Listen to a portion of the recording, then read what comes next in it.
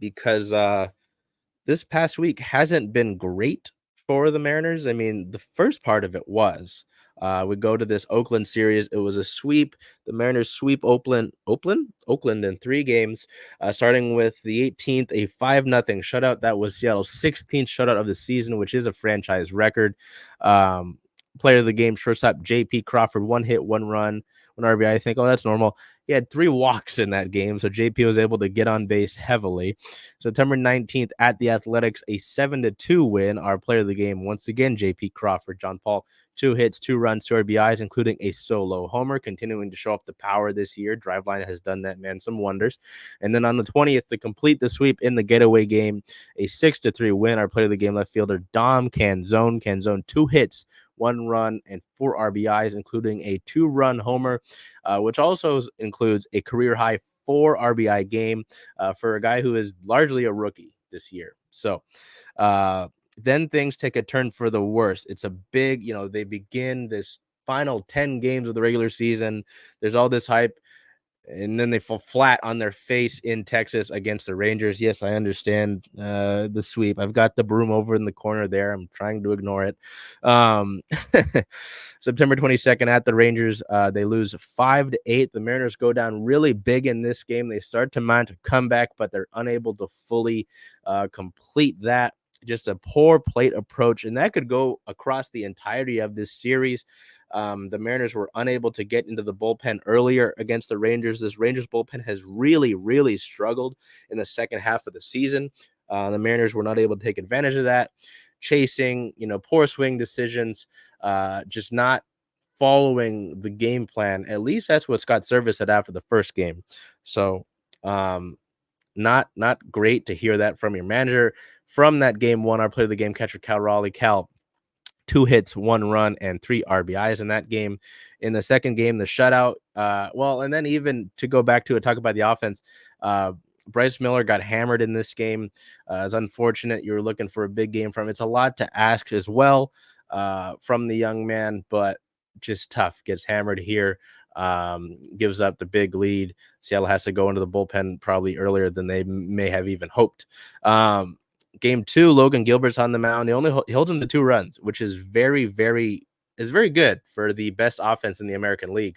But you can see on your screen the big 0 that the Mariners put up on offense themselves. So they don't do Logan any favors, and they're unable to prolong the series win by the Rangers in this one. And so then they go to game 3 looking to avoid being swept, and they can't do that. And an 8-9 loss today.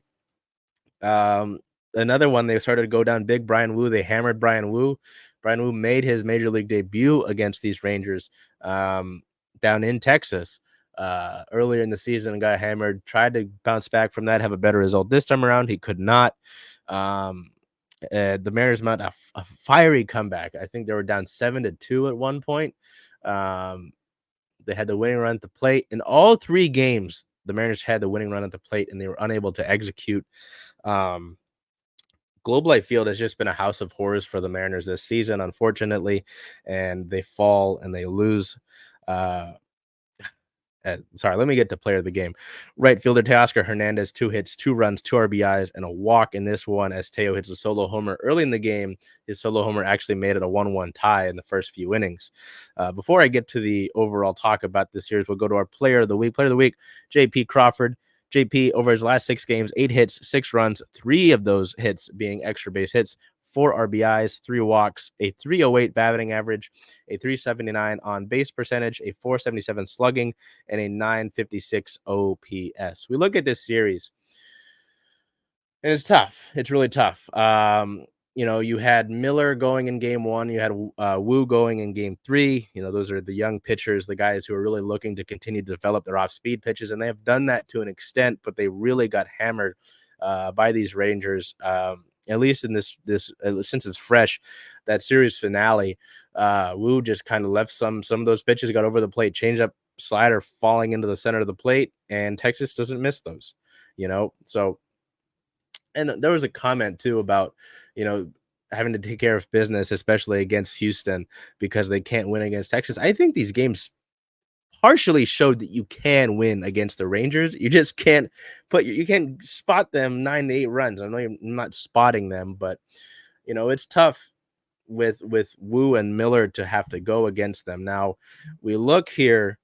I'm going to try to take a look towards this Rangers series that closes out that homestand. The final 4 games of the regular season the Mariners will play are against those Rangers.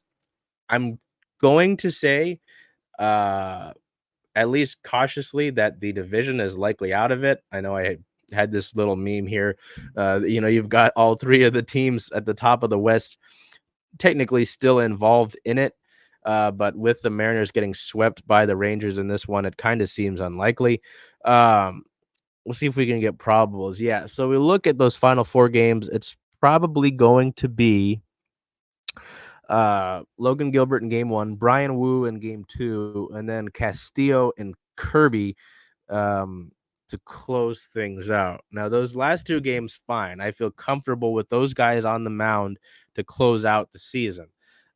With Gilbert as well. Brian Wu, there's going to be a big ask for him to try and take what happened literally yesterday and try and get ready for that. Bryce Miller as well, even in that series finale on Wednesday against the Astros. That's going to be tough as well. Yeah, it's tough. These are, especially after the last series too, where Houston talked about having a team meeting after the Mariners swept them down in Houston. They're going to be pissed after this series. They just got swept by the Royals down in Houston.